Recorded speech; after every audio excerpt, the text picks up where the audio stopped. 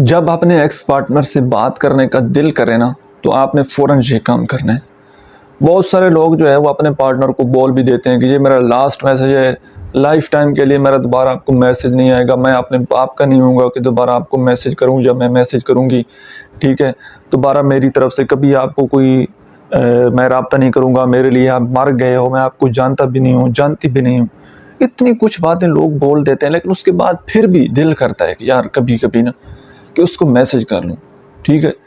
خود کے اوپر ان لوگوں کا کنٹرول جو ہے وہ نہیں رہتا، اور اس طرح کی سچویشن میں بہت سارے لوگ یہ غلطی کرتے ہیں کہ جب اس طرح کے ان کے ایموشنز چل رہے ہوں، جب وہ اس طرح کی سچویشن میں چل رہے ہوں تو نہ چاہتے ہوئے بھی نا وہ کسی اپنے دوست کے ساتھ بات چیت کرنے لگ جاتے ہیں۔ اب یاد رکھیں، اگر اس کنڈیشن میں آپ کسی اپنے دوست کے ساتھ بات چیت کریں گے نا آپ بہت کچھ بول جائیں گے، جو باتیں نہیں بولنے والی نا آپ نے وہ بھی بول دینی ہے اتنی، کیونکہ اس وقت اوور تھنکنگ ہو رہی ہوتی ہے کہ ہمیں کوئی سننے والا بھائی یار مل جائے، کوئی سمجھنے والا مل جائے، کوئی بندہ احساس کر لے، کوئی ہمدردی جتا لے۔ تو یہاں پر یہ غلطی آپ نے نہیں کرنی، کیونکہ لوگ آپ کی پھر بہت ساری کمزوریوں سے فائدہ اٹھا لیتے ہیں ٹھیک ہے۔ آپ اس کے بارے میں ایک تو اس انسان کے بارے میں آپ بہت زیادہ تذکرہ کرنے لگ جاتے ہیں، یا کچھ بھی آپ کے دل میں جو بھی آتا ہے نا آپ بات کرنے لگ جاتے ہیں، تو اس سے بات کرنے کا تھوڑا سا نقصان بھی ہوتا ہے کیونکہ آپ بہت زیادہ بول جاتے ہیں، اور اگلا انسان اگر آپ کو نہ سنے کہے کہ یار تم تو پاگل ہو، کیا باتیں کر رہے ہو، تو وہ تکلیف آپ کی ڈبل ہو جاتی ہے ٹھیک ہے۔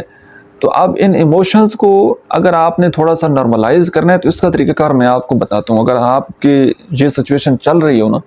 کہ دل کر رہا ہو بات چیت کرنے کا، تو ایک بات تو فوراً موبائل کو سائڈ پر رکھیں اور باہر نکل جائیں واک کرنے کے لیے ٹھیک ہے۔ اکیلے نکل جائیں اور ایکسرسائز کرنا شروع کر دیں ٹھیک ہے، اس سے آپ کو بڑا فائدہ ہونا ہے، کیونکہ وہ اتنا ایک بے سکونی والا ایک پروسیس ہوتا ہے نا کہ انسان کے کسی کام میں دل بھی نہیں لگ رہا ہوتا، بات بھی کسی وقت بندہ کہتا ہے کہ یار کر لوں، کسی وقت اچانک کہتے یار نہ کروں ٹھیک ہے۔ لوگ سمجھتے ہیں کہ یار اگر ایسی سچویشن میں اگر آپ کسی کے پاس چلے گئے تو لوگوں نے آپ کو پاگل کہنا ہے، یہ پکی بات ہے ٹھیک ہے۔ تو اس بے سکونی والے پروسیس میں، اس ٹینشن ڈپریشن والے پروسیس میں آپ نے ایک تو واک کرنی ہے، اور دوسرے نمبر پر یہ کہ آپ نے ہینڈ فری لے لینے اور سورہ رحمان کی تلاوت آپ نے سننا شروع کر دینی، آنکھیں آپ نے بالکل بند کر لینی ہے اور سورہ رحمان کی آپ نے تلاوت سننی، اور اپنا فوکس جو ہے نا ہر بات سے ہٹا کر ٹوٹلی فوکس جو ہے نا آپ کے ذہن میں، تاکہ کوئی اور خیال نہ آ رہا ہو، آپ نے صرف اور صرف اس تلاوت کے اوپر فوکس کرنا ہے۔ جیسے ہی تلاوت ختم ہوگی نا یقین کیجئے آپ اپنے آپ کو بڑا ہلکا محسوس کریں گے۔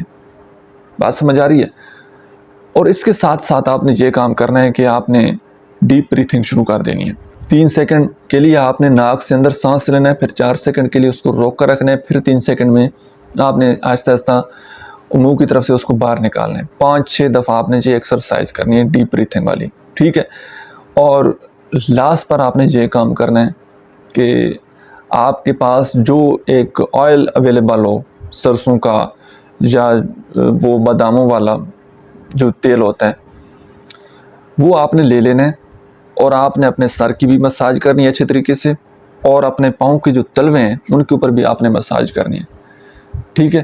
تو آپ بالکل جو ہے اپنے آپ کو ریلیکس فیل کریں گے۔ آپ نے نہا لینا ہے اس وقت ٹھنڈے پانی سے، اگر سردیاں نہ ہو تو ٹھیک ہے، تو ٹھنڈے پانی سے ایک تو آپ نے نہا لینا ہے، اس کے بعد اپنے پاؤں کی مالش کرنی ہے، اپنے سر کی مساج کرنی ہے، اور ادھر سے آپ جناب سورہ رحمان کی تلاوت سنیں گے تو انشاءاللہ جو ایک یہ آپ کیا پروسیس ہوگا نا ٹینشن والا، بے سکونی والا، تو یہ آپ کا ختم ہو جائے گا، اور آپ کا فوکس ٹوٹلی جو ہے وہاں سے ہٹ جائے گا، آپ اپنے آپ کو بڑا ہلکا پھلکا محسوس کریں گے انشاءاللہ۔ یہ کر کے دیکھیے گا، اور پھر دوبارہ آپ نے مجھے کمنٹ سیکشن میں بتانا ہے کہ کتنا آپ کو اس سے فائدہ ہوا ہے۔ Thank you.